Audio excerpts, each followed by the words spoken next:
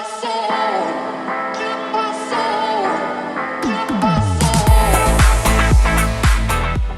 what's going on, beautiful people? It's your boy here, Wes the Critic, here on YouTube, the one channel on YouTube where we actually adopt similar connections despite our differences with regards to film and media. If it's your first time seeing me, do me a solid and follow me on all my social media platforms, Wes the Critic, on Twitter and Instagram. I am late, but I am here nonetheless to talk about Spider-Man No Way Home. I wanted to talk about it when I got when the box office came in. That's what I wanted to talk about, it when the box office came in. And so I wanted to see how did it do.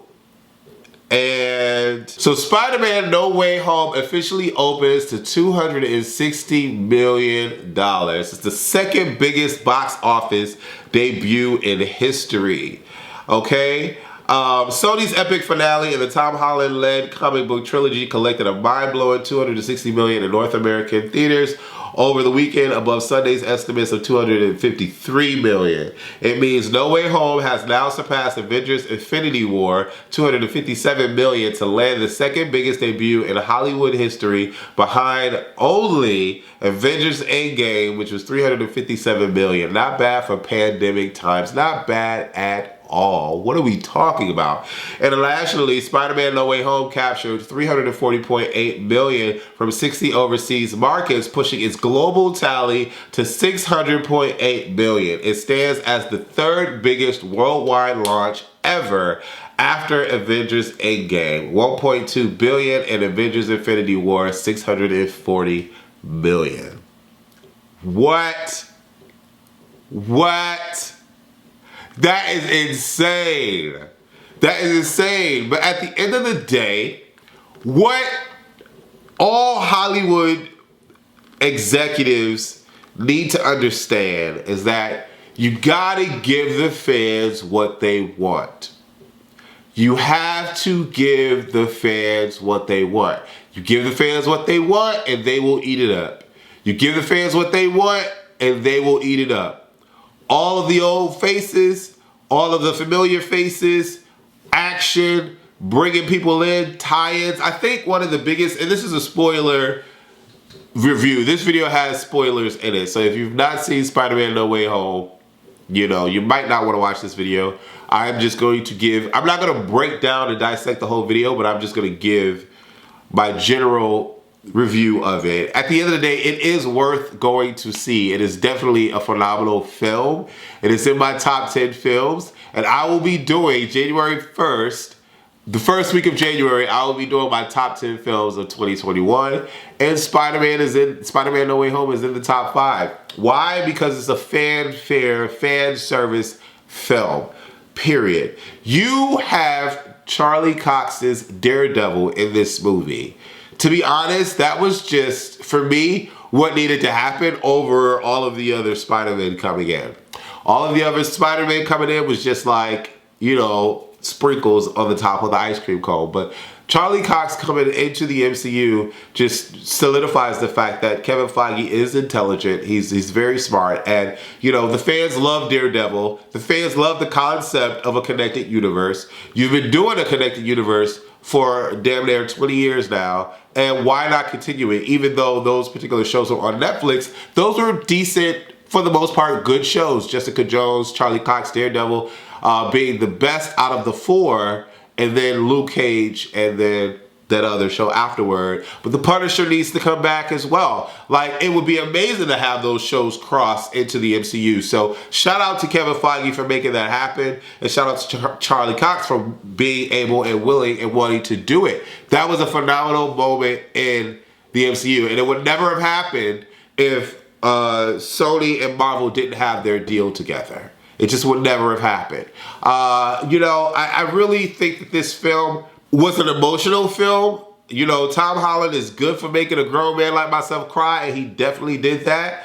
And I felt like there was weight to this film, and Tom Holland carried it all on his back. With everybody else, the ensemble cast that helped, you know, Zendaya, Ned, and Spider-Man and all that. Great supporting cast. But Tom Holland is definitely a leading man with regards to being in Spider-Man. And I really hope that because this movie is now the second biggest opening in history, opening weekend in history between Endgame and Infinity War, I hope that Tom Holland is able to ask for some more money, and I hope that Sony realizes that they need to keep working with Marvel, because it's only been because of Marvel that all three of their Spider-Man movies have been profitable and soaring. All three of their Spider-Man movies have made more than their non-Marvel adjacent Spider-Man movies. And I mean, wow. Wow, $600.8 million the opening weekend? Are you serious? Without China, are you serious? This movie delivers on so many levels, and the only hiccup that I would have for this movie is that it seemed like there was some loopholes in the story. Like, it really did. Like, how did Venom know that Peter Parker was Spider-Man? Like, how did he know that? We never got the answer to that. And then to only blip him over, to then blip him back, but then to get the symbiote into the MCU, which means that they could do whatever they want with the Venom version. And I don't know. There's a couple of loopholes, but the movie was phenomenal. I love Benedict Cumberbatch. I loved, Tom Holland. I loved all the characters. I love the action. I love the intensity. I love the weight that the movie had. And the movie is worth going to watch. Go see Spider-Man No Way Home. It is a very good movie. It is my favorite Spider-Man live action film. And I don't know if it's better than Into the Spider-Verse, to be honest, because I actually connected with Into the Spider-Verse because, I'm black.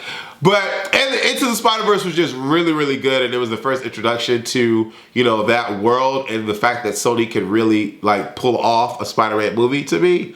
But Spider-Man No Way Home is a dead second to Into the Spider-Verse. And then the other Spider-Man, I don't really... everybody loves Spider-Man 2, and I really don't. It's not... I don't know why people consider that to be like a class. I don't know. Anyways, let me know what you thought about Spider-Man No Way Home and if you thought it was worth it or not. I definitely think it is worth it. I would give it a rating out of 10.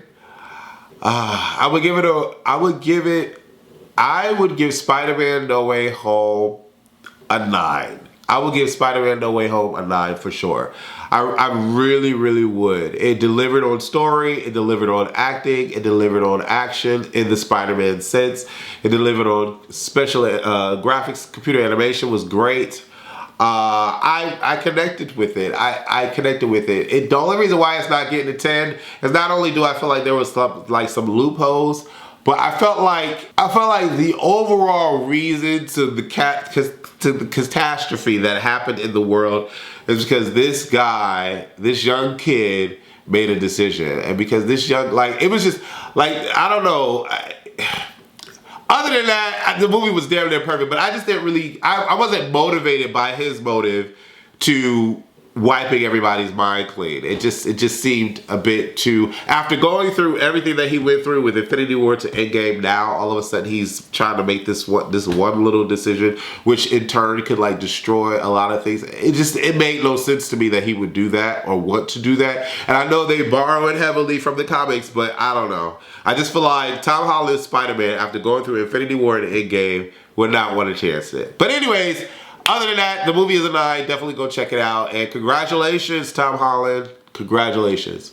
Well deserved. Deuces.